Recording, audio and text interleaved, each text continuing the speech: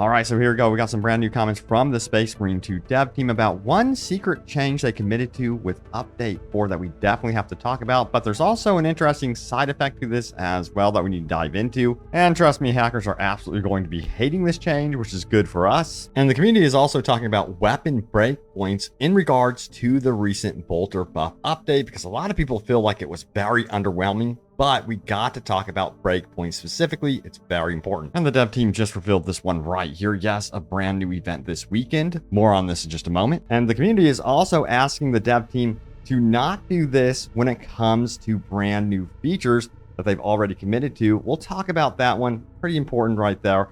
And yes, we're going to go over your top comments. And you know what? Check this out right here. So check this out, guys. If you're a fan of strategy games, there's a game called Infinite Borders, and it takes place in the Three Kingdoms period, a time of epic battles that shaped Chinese history. And the game has over 100 million downloads right now, making it one of the most popular strategy games at the moment. And a huge shout out to them for supporting this video. And there are over 300 heroes in this game, and each hero has unique skills that can turn the tide of battle, and you can take on various roles such as fighter, farmer, diplomat, or spy, offering multiple paths to victory, and you can even build your own estate, earning valuable resources in the process. Infinite Borders also features a vast world with real-time weather changes and over 2.5 million pieces of land, and it's constantly updated through seasonal content, including Season 1, which now features a new Blissful Paradise event server and a tournament where players can earn points by logging in daily, gaining war merit, developing personal land, and contributing to alliance growth. And the player with the highest personal points will receive a Zong Leo sculpture. Now, the new land level display filter allows players to view the land level of corresponding parcels on the map, and it introduces the new building, the Wooden Palisade Camp, which requires less resources and time to construct, and it can bond to your alliance's area and let you share your effect, which benefits the player's alliance. And every day you can engage in large-scale wars with up to 200 players and compete against up to 2,000 players on the same regional server, and every battle can significantly influence the global war situation, which is really cool. So join me in battle by downloading Infinite Borders now, using the link in the description below, and start your adventure today. So I will see you in Infinite Borders, and a huge thanks to them once again for supporting this video. So get this, while editing this video, the dev team released this weekend, starting now and until Monday the 28th, requisition rewards are increased by 50%. Make the most of it while protecting the Imperium. So this is going to be the October community event. There's the details right there, the start time, the end time, and everything like that. But yeah, some people were like, hey, this is like no big deal at all because I already have everything maxed out. Give me something like, you know, what Helldivers 2 is doing, like a big community goal, killing like 1 million Tyranids or something like that. And then we get a really cool cosmetic reward because of that. That would be very, very cool. But let's go ahead and talk about the bolter buff situation and breakpoints. But yeah, more on breakpoints in just a moment if you don't know exactly what those are. But check it out right here. It says this: bolter buffs hit no breakpoints. Now, as promised, I reversed the negative review. Yay. And I'm enjoying lethal difficulty now. But having tried the bolters out, these buffs feel meaningless. Sure, 10 to 20% damage increases sounds big, but in actual term, due to how percentages work, that's like going from 1.5 to 1.8 damage per shot. That hits no breakpoints, and the effective time to kill is borderline the exact same, maybe like 1 or 2 shots less to send a Majoris into the red. That doesn't actually do anything. It's borderline a nothing buff because of how negligible it is. For certain, it's still nowhere remotely competitive with stuff like the Melta or Las Fusel or Grenade Launcher with Side Bolter. And there's more to this. You are wondering what breakpoints are. Well, check it out. It comes from Dark Tide. It says this. So, for example, enemy, you have 200 HP, unarmored Groaner, and then your weapon does 150 damage to unarmored, 2 shots to kill at its baseline. Now add plus 25% unarmored damage, you get 188 damage, but it's still going to take 2 shots to kill. However, you add 25% unarmored damage and plus 10% groaner damage, and guess what? You get 203 damage, and it only takes 1 shot to kill. You've entered a breakpoint. So essentially you've crossed over from doing 2 shots to kill to 1 shot to kill, and that would be considered the breakpoint. And it seems like that is lacking in Space Marine 2. Now, a lot of people are discussing this and saying, hey, why don't we have more breakpoints, more meaningful moments in a weapon progression tree where you hit that breakpoint and you could really feel it, like the oomph. But a lot of people are saying, hey, we're working with percentages only here. This is not Dark Tide. Deal with it. It's no big deal. And also we have this right here. I think until they get test servers up and going, you'll see slight buffs like this. They have to be cautious and gather data because not all the bolt weapons are suffering equally. The Stalker Borderline doesn't even need another buff. It arguably didn't even need this one yet. The Carbine obviously is struggling. I think this is the right approach for now. I think especially as difficulty was adjusted, it's better to wait it out for a bit. Yeah, it's going to be interesting how things change up for this game as we get the public test realm. That's going to be super helpful to get feedback before like an update hits the masses, of course. So it should make the process a lot less painful when it comes to these updates, and the dev team can have a little bit more time understanding what the community needs. So I'm super hyped about that, and I think that this is going to also bode well for whatever they decide to do with bolters in the future. I think it's going to be kind of like a waiting game. They just did not want to kind of overwhelm the game with too many hardcore, insane buffs to bolters. So, although, a lot of you guys want that, let me know what you guys think would work for bolters. Do you think that this game needs more breakpoints for weapons? It's a big discussion going on right now. Sound off in the comments down below. And a lot of players are discussing this one right here. Now the gameplay is better. Can we please get our colors back? Bring bone back to Ushopti bone, please. So a lot of people want them to revert the colors back to what they used to be. Of course, they did some updates where they made it more lore accurate. From what I have seen, from what the dev team has said officially in blog posts and that sort of thing, do not hold your breath on this sort of thing. They want it to be 100% lore accurate to the Warhammer 40K universe. So it seems like you're going to have to bear this one. However, that doesn't mean that they're not going to add more color options to kind of make up for this. So I think that will be the plan down the road as we get into new options and customization for the chapters. They plan to kind of expand to all the chapters with that. So yeah, only time will tell, but I think that in the future, this will eventually become no big deal. Check out the headline right here. Space Marine 2 Update 4 secretly clamped down on PvP modding. Publisher confirms, but it has no problem with PvE modding. Get straight into this article from IG, and it says this. I'm paraphrasing these first two paragraphs that yes, we got that update 4, of course, but they did fail to mention something in the patch notes. The update to the encryption of Space Marine 2 itself, which uses its game files designed to block modding in the game's PvP mode, dubbed Eternal War. Now, of course, Eternal War has been seeing a big cheating problem ever since Space Marine 2's explosive launch in September. And yeah, we've seen evidence of that through many videos on Reddit and throughout the community. And there's just been a lot of frustrations with that one. So supposedly, Update 4 has apparently helped with the cheating in regards to PvP. Let me know if you guys have noticed a lack of cheaters lately in PvP and an increase. I'm kind of curious if any of these updates actually stick or not, but it's up to the community to kind of gauge that, of course. But the article goes on to say this right here. Now, Tom, aka Warhammer Workshop, is perhaps the community's leading Space Marine 2 mod maker. Now, Tom operates a Space Marine 2 modding Discord home to over 2,000 members and has an extensive profile on Nexus Mods. What an accomplishment, by the way.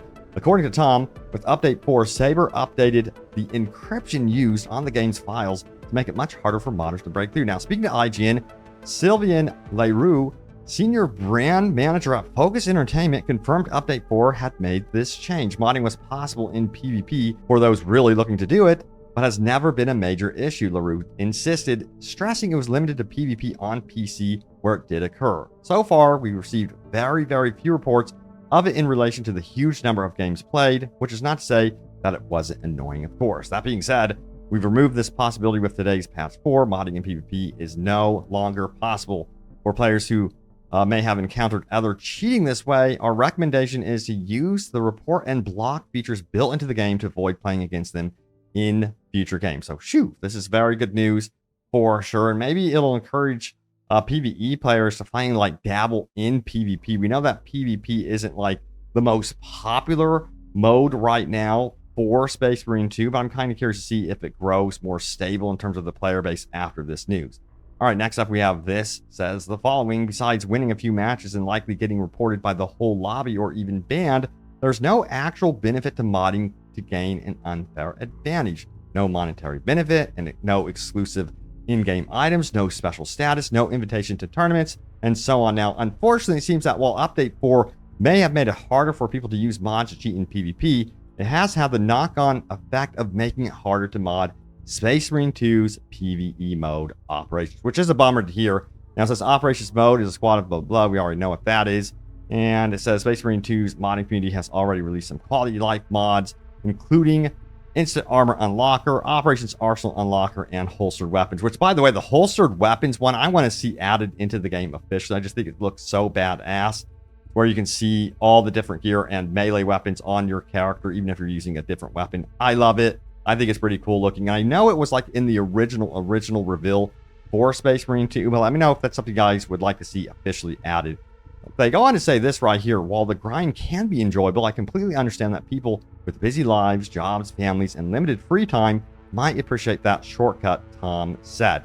The great thing is, it's not permanent. Once you remove the mod, everything locks up again, so there's still that long-term goal if you want it. Ultimately, people just want to bring their tabletop fantasy to life by customizing their character, whether that's perfecting their appearance or creating more lore-accurate loadouts. 100% agree. Now, it says modders are also diving into more exciting things like operations and campaign replacers, where you can play as Deathwatch or Chaos Marines. Indeed, right now, Tom is working on a mod that replaces the Thousand Suns enemies with Tyranids. I think that's already out, by the way, but that one is very badass, and I think that's very cool that you can actually put the Tyranids on those operation maps. Again, something that I think would be very cool to see officially, but I think, of course, the dev team would want story reasons for that sort of thing to happen.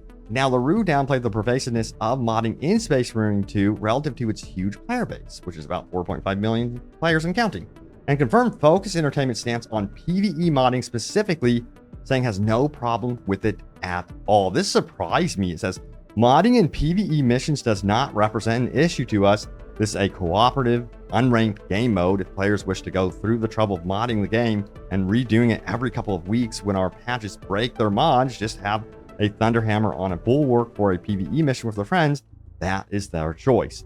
It is true that balance may be affected, but this is a non-competitive environment where balance doesn't carry the same importance. Sure, this may make the game easier for them, but the cosmetics unlocks are tied to completing missions regardless of difficulty. They could achieve the same results by playing on very easy with maxed out characters and weapons. Now, Tom initially thought this PvP crackdown had inadvertently killed online mods for PvE for good, but as told, IGN, the community has managed to get them up and running again. We'll have to wait and see for how long, though, Tom added. Now, the sad thing is that this will likely do little to actually stop people from hacking the PvP, but it buys Saber a little bit of time against the most egregious hackers. While the majority of their PvP player base is active, I hold zero ill will towards Saber. As a fellow game developer, I completely understand the reasoning and rationale behind what they've done. You know, again, like I've always said this, I love it when these companies actually reach out to these modders and hire them, even if it's like a short-term thing. Hire the modders to like help out and create new modes, create new experiences, even if it's on existing maps. That's something that I would love to hear about, if perhaps Saber would be interested in doing that. We've seen that before with games like Cyberpunk, and it's worked out very, very nicely. So I say, hey, why not try it? These guys are this professional. They act very professional towards the dev team. Why not give it a go? But yeah, it's really cool to hear that they are so open to kind of like supporting PvE modding. I've heard many of you guys say, hey, if it's fun and unbalanced, keep it fun. Don't go the route of like trying to stop players from having fun in a PvE game mode. Then again, there are those of you that say, hey, I want it to be like perfectly balanced in the way the dev team set forth for us, and it kind of breaks the experience when you have one guy with every single weapon on him and he's just absolutely devastating, you know, the swarms and waves of enemies. And yeah, it breaks the balance. So let me know your take on that. Do you think they should crack down on modding in PvE, or are you say, hey, you know what, have fun, have at it? Right now, again, they say it's such like a small group actually modding. They're not like super concerned about it. All right, so we also have this over here on the Focus forums. Says this: please do not lock cosmetics behind difficulty. This has been a hot button issue for sure. It says cosmetics are still content and arguably even more important than stat progression, since this is a single player game with a co-op mode. This isn't an MMO where you need to chase item levels or gear scores to unlock content, and it should not be so. So please Do not put cosmetics behind difficulty. Just let people enjoy what they paid for without forcing them to play the highest difficulty. Now, many of us literally paid extra money to get exclusive skins because we value cosmetics, and some of us are completionists on that matter. Now, cosmetic is content, and it should be acquirable via all difficulties. Difficulties should be about personal fun in this type of game. Put things into heraldry and make it so that they can be acquired via currency, which is earned more in higher difficulties if needed. This way, you would not be excluding people from content just because they cannot play higher difficulties or they do not prefer to play at a higher difficulty. Oh yeah, so this stirred up a lot of conversation within the community. It seems like people are very split on this one, but overall, from what I am seeing is, for those of you that venture into higher difficulties, you want a tangible cosmetic reward that you can see on your character saying, hey, look at me, I'm a badass, I complete lethal difficulty. And to me, that makes a lot of sense. And we are seeing a ton of different cosmetics anyway being added throughout seasons. And yeah, I'm not too concerned about it whatsoever, as long as they don't like keep tying cosmetic rewards to difficulty only. That's where I see a problem, of course, but that's not happening whatsoever. Now, I will say this, it would be cool if they do have cosmetic rewards in the future that are free, that are tied to different challenges and not just difficulty itself. So yeah, maybe we could venture into that path as a reward system, but overall, I think Saber knows what they're doing here. Yeah, anyway, let me know your feeling about it, but we're going to go over your top comments right now. Remember to leave a comment down below. It could end up right here in a future video. And do not forget, if you are new, smack that subscribe button. Stay updated on all things Warhammer Space Marine 2. All right, here we go. Here's the first comment. Bolters don't kill people. Heresy kills people. That's a good one. I love it. And also we have, it's funny how other people think they can dictate how I play a game I paid for, LOL.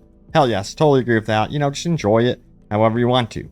If you're playing on the lowest difficulty setting, for example, and that's where you want to be, just enjoy the hell out of the game for what it is, you know? That's how I believe gaming should be, and you shouldn't be like judged either way based on what difficulty you're playing and whatnot. Also, we have more comments about the recent gatekeeping issue. Because the only gatekeeping that should be going on with this game is to keep it true to the lore. This team did great in keeping all the BS out of the campaign, just making it a good story. Even the lore accuracy from the novels would help bolters. They could make it to where every on-target hit has a second half damage secondary hit. Interesting. This could represent the explosion that is supposed to happen after the initial hit with bolters. Just look to the lore. Like, man, maybe the dev team should just look to that. That sounds like a really cool potential solution there to some of the bolter issues. Maybe they are eyeballing things like this, and that might be the reason why they didn't like double down on the bolter buffs. So perhaps they might have a surprise for us. I'm completely speculating, but that would be very, very cool. Next up, we have this. I have one request that I hope they add in: perk tree loadouts. If I have 3 loadouts for weapons, but they all share the same perk tree, then I cannot use some perks for some weapons. Like if I use multi-melta with heavy and get 5 kills, get 1 shot back perk, then want to swap, to heavy bolter, I'm stuck with the multi-melta perk. Yeah, they definitely need some sort of loadout system. I've heard this time and time again. It would definitely help out since, you know, handling waves of enemies versus going one-on-one with even like a sub-boss or even a boss character is very different in regards to loadout requirements. So yeah, that would be very cool. Also, we have this one. I feel like my favorite assault class really needs a plasma pistol added to its loadout. I like the heavy bolt pistol, but I would like to have a little more variety. 100% agree with that one as well. And we got one more comment here. It says, anyone saying do not bring bolters to lethal is asking for the whole community to accommodate on its entirety to their taste. It's like asking everyone on a full train to give them space just because. The entitlement. Yeah, and I feel like you can still do very well even with these lowly bolters, as some people are trying to call them. But yeah, I still think it's very possible. But anyway, there it is. The latest happenings around Space Marine 2. Hope you guys liked the video. Smack that like button if you did. And remember, stay tuned for more Space Marine 2 news updates. I have you guys covered, and I will see you all next time. Take care.